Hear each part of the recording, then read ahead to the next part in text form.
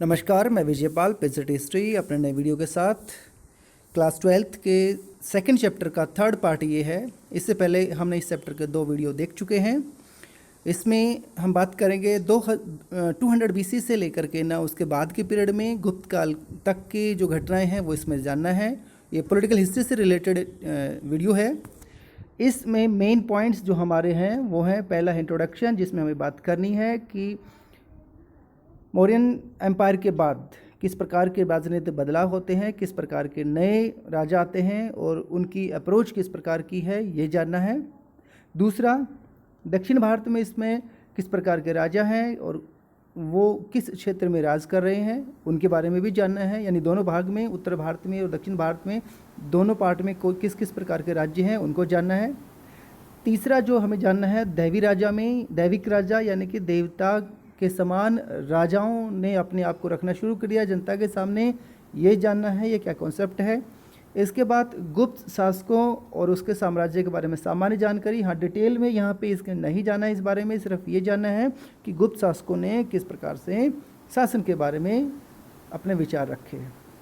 और लास्ट में हमें कंक्लूजन।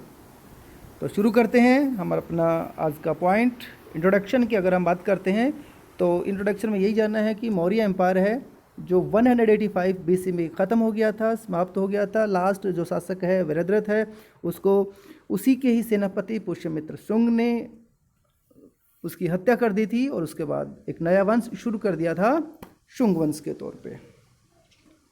तो ये परिस्थितियां हैं। दूसरा, दक्षिण भारत की अगर बात करते हैं तो दक्षिण भारत में अनेक छोटे राज्य हैं वो शुरू हुए हैं जिनको चोल चेर पांडे के नाम से जाना जाता है, जो आज के केरल, तमिलनाडु और आंध्र प्रदेश क्षेत्र में, जिसको उस समय तमिलकम क्षेत्र कहा जाता था, वहाँ पे शासन करते हैं। उत्तर भारत में इसमें 3 शक्तियाँ हैं, शुंग, कुषाण और सातवाहन। शुंग मगध के आसपास के क्षेत्र पे शासन करते हैं, कुषाण पश्चिम और पश्चिमोत्तर भारत में शासन करते हैं और सातवाहन है वो मध्य और पश्चिमी भारत में शासन करते हैं। दक्षिण की हम पहले बात कर चुके हैं, चोल चेर पांडे हैं, इनका दक्षिण भारत में शासन है।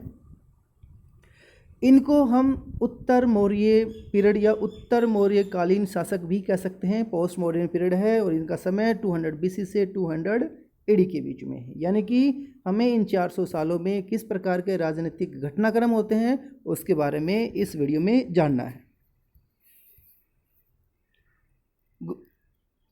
इसके फर्स्ट इसमें सेकंड पॉइंट जो है कि दक्षिण के राजा और सरदार। दक्षिण के राजाओं को सरदार, वैसे सरदार से ये ऐसा लगता है कि जैसे किसी कबीले के ये राजा हैं या कबीले का क्षेत्र है।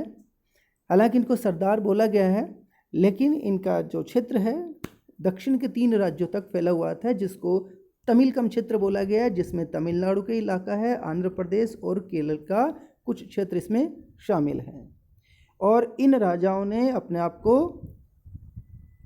सरदार कह लीजिए या इनका मुखिया है, इस उपाधि से सम्मानित किया और इनको इकट्ठे के तौर पे चोल चेर पांडे के नाम से हम जानते हैं। ये राज्य बहुत समृद्ध और स्थायी सिद्ध हुए। उत्तर भारत में जो राज्य हैं वो बहुत जल्दी बदलते रह गए, उन राज्यों को बदल करके नए राज्य आ गए हैं। लेकिन दक्षिण भारत के राज्य हैं ये 2री शताब्दी ईसा पूर्व से लेकर के ना फिर बाद में लंबे समय तक, या ये कह लीजिएगा कि सल्तनत काल तक, जब मोहम्मद बिन तुगलक ने दक्षिण भारत को नहीं जीत लिया, तब तक ये लोग स्थायी रूप से बने रहे थे।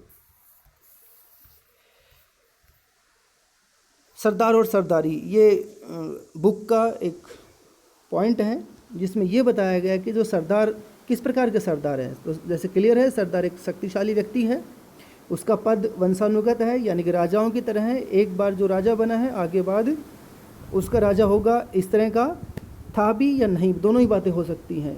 क्योंकि उस समय जो राजवंश है दक्षिण भारत में उस समय इतनी ज़्यादा मतलब प्रक्रिया में नहीं आया था, या लोगों ने अभी अपने रूप से शासन को कंट्रोल करना जारी रखा था। यानी लोगों की भूमिका अभी भी इतनी ज़्यादा थी और मोनार्की जो सिस्टम है अभी इतना स्ट्रांगली वहाँ पे डेवलप नहीं हुआ था, इसलिए इनको सरदार का नाम दिया गया, ना कि राजा का नाम।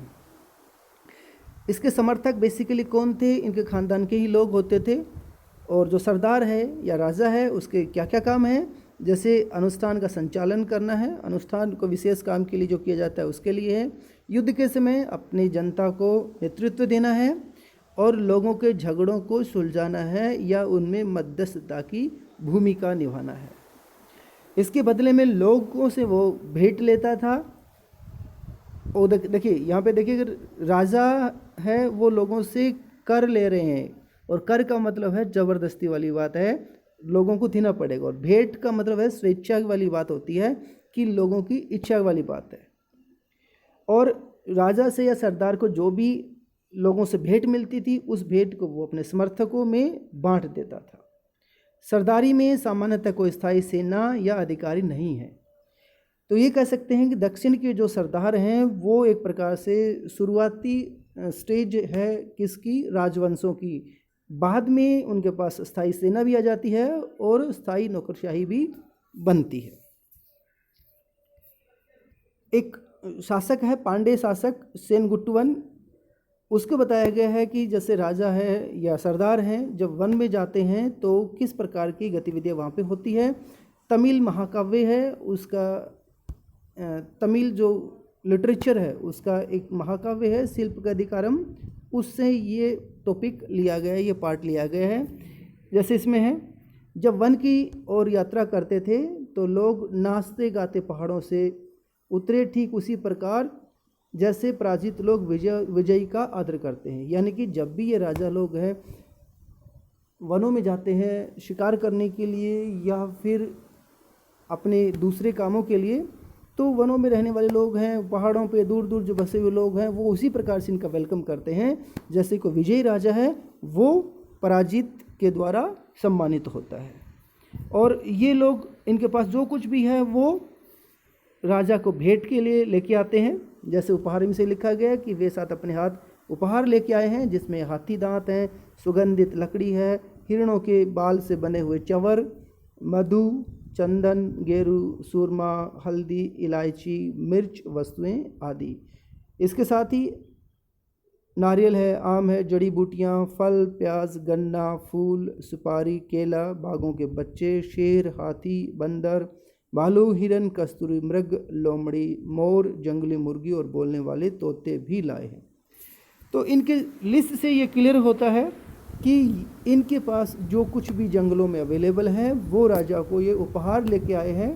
और राजा लोग जब भी ट्रैवल करते थे एक प्रकार से कस्टम बना हुआ था कि जब भी राजा आएगा तो उसको उपहार देना है। अब इसमें क्वेश्चन भी पूछा गया कि लोग ये उपहार क्यों लाए, सरदार ने उन उपहारों का उपयोग किस लिए करते होंगे। जैसे ऊपर बातचीत कर रहे हैं कि ये लोग इसलिए लेके आए हैं कि राजा इनको प्रोटेक्शन दे रहा है और राजा इन उपहारों को फिर अपने समर्थकों में बांट देता था। इन राज्यों के बारे में हमारे पास काफ़ी जानकारी के स्रोत हैं, जिसमें एक तो हम पहले ही बात कर चुके हैं, संगम साहित्य है। संगम साहित्य ये तमिल भाषा में लिखा गया साहित्य है। इसमें अलग अलग समय पे राजाओं के द्वारा सम्मेलनों का, कवि सम्मेलनों का आयोजन किया जाता था। उसमें बहुत से लोग कविताएं लिखते थे, उन कविताओं को बाद में कंपाइल कर लिया गया, इकट्ठा कर लिया और एक लिटरेचर का फॉर्म दे दिया गया। तो सबसे ज़्यादा जो जानकारी हमारे पास सोर्स हैं दक्षिण के इन चोल चेर पांडे राजाओं के बारे में वो है संगम साहित्य। ये राजा किस प्रकार की गतिविधियाँ करते हैं, अगर इस पॉइंट की बात करनी है तो राजा है लंबी दूरी के व्यापार द्वारा राजस्व जुटाते थे, अपने समर्थकों से भेंट लेते थे। इसके साथ ही दूर दराज के जो क्षेत्र हैं वहाँ तक ये व्यापार करते थे। उदाहरण के लिए मध्य और पश्चिम भारत के जो सातवाहन शासक हैं और जो पश्चिम और पश्चिमोत्तर में शासन करने वाले जो शक शासक हैं, इनका दूर दूर तक क्षेत्रों से व्यापारिक संबंध था, जो इनके इनकम का मुख्य साधन था। जहाँ तक इनके सोशल स्टेटस की बात है, सामाजिक उद्गम की बात है, तो इसके बारे में हमें कोई अधिक जानकारी नहीं मिलती है। लेकिन एक बार ये क्लियर है कि एक बार सत्ता में आने के बाद ये शासक अपने आप को ऊंचे सामाजिक अस्तित्व का दावा करते थे। यानी कि जनता में अपना प्रभाव बनाए रखने के लिए, जनता पर कंट्रोल करने के लिए ये अपना हाई सोशल स्टेटस जनता के सामने प्रेजेंट करते थे। और उनका ये प्रेजेंटेशन कई तरीक़ों से हमें नज़र आता है। जैसे एक तरीका क्या है कि राजा अपने आप को देवताओं के समान दिखाते थे। इसमें है राजाओं ने अपनी उच्च स्थिति को प्राप्त करने के लिए अपने को देवी देवताओं के समान रखा या देवताओं से जोड़ा। जैसे कुषाण शासकों ने अपने सिक्कों और अपनी मूर्तियों में अपने को देवताओं की तरह दिखाया है।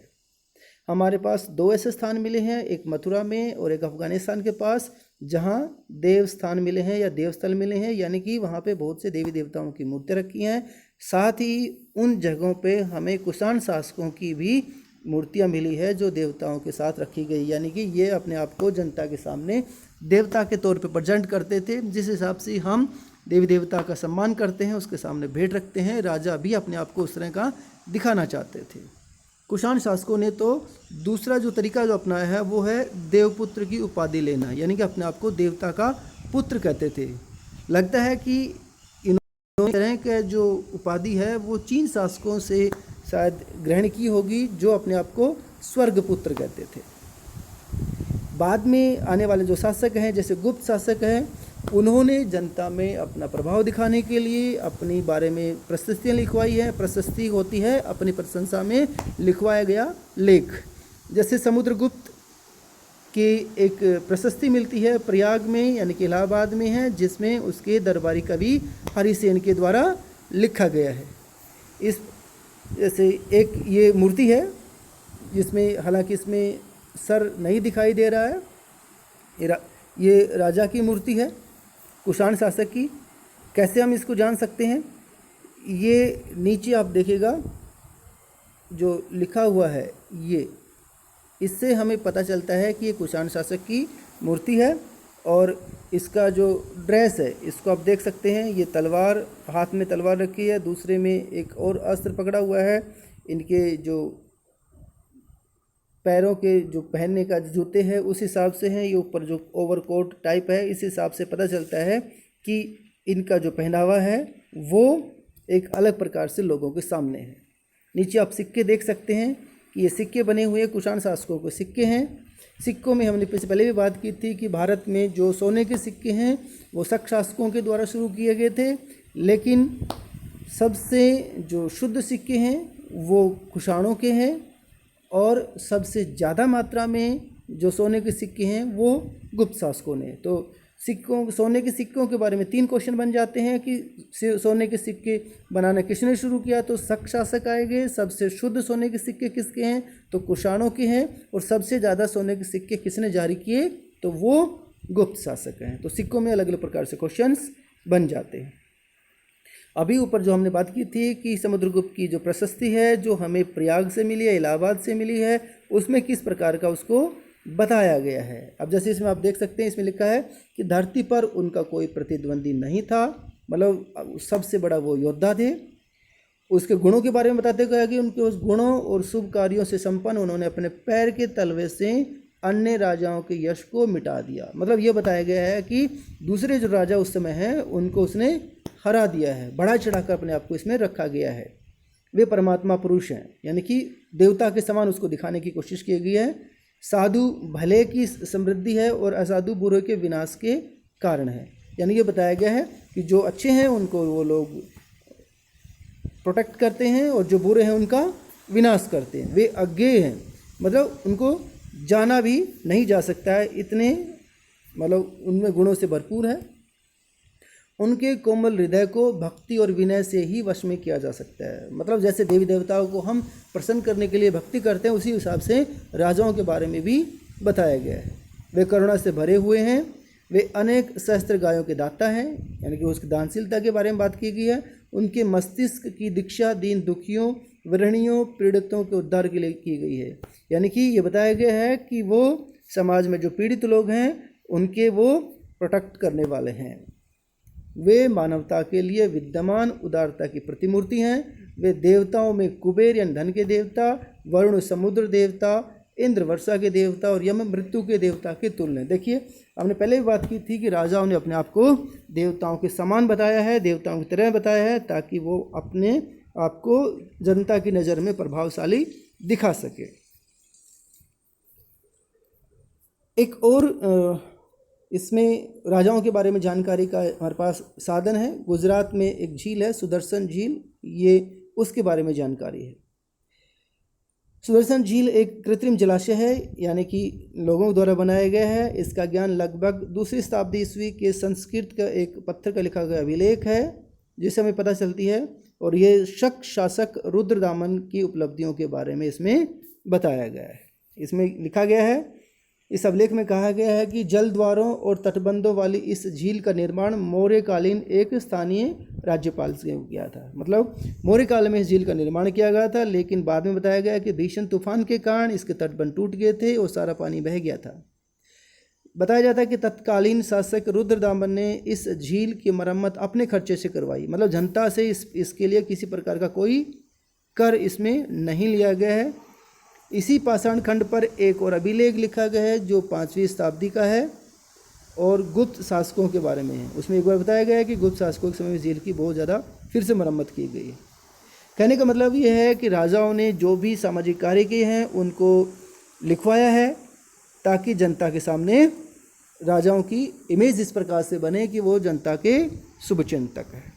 तो ये हमारा वीडियो था जिसमें हमने पॉलिटिकल हिस्ट्री के बारे में बात की है। अगर वीडियो सही है तो इसको लाइक कीजिए, शेयर कीजिए, सब्सक्राइब कीजिए और दोस्तों को ज़रूर बताइएगा।